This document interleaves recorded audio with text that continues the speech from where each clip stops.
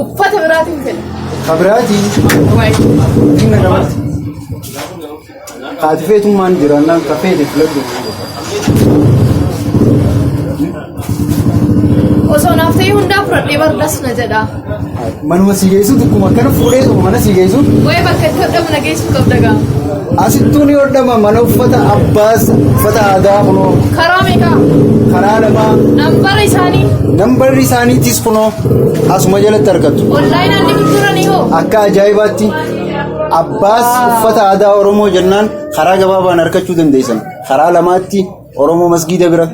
Masjiida Oromoo bira karaa lamaa mana uffata aadaa Oromooti.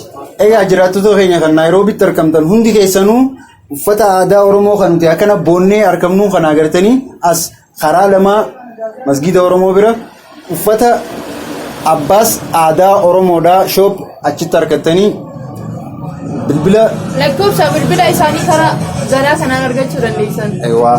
Onlaayinaa fi wantoota garaagaraa irratti uffata aadaa keessaa fa'aa jira san? Wayii waan Oromoo taate hundata sirra jiraa miree.